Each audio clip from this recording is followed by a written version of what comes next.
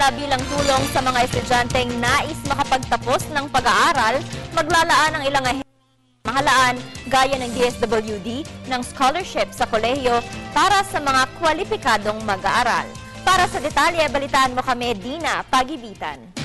2.9 milyong mga mag-aaral ang nakatakdang pumasok sa pagbubukas ng school year 2013 to 2014.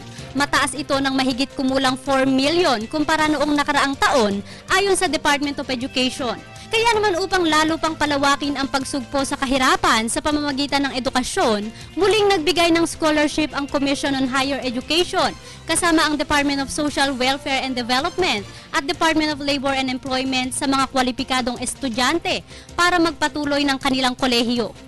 Ito na ang ika-2 taon ng scholarship program kung saan sa ilalim nito, mayroong 60,000 pesos kada taon ang matatanggap ng mga mag-aaral, kabilang na ang kanilang tuition fees, food, medical at accommodation.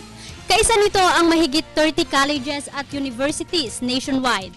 Ilan naman sa requirements ng nasabing scholarship ang pagiging miyembro ng 4 Ps ng DSWD, ang pagiging physically fit, mayroong satisfactory rating at nagtapos ng 4th year high school.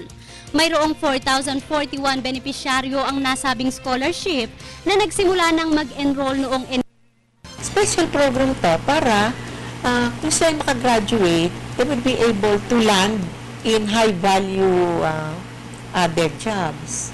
Siniguro rin ng pamunuan ang pagkakaroon ng trabaho ng mga magtatapos sa ilalim ng scholarship.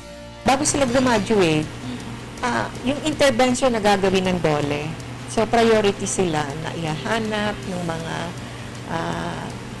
high-value other jobs na kung saan pwede silang mag-work. Para sa Telebisyon ng Bayan, ako si Dina Pagibitan.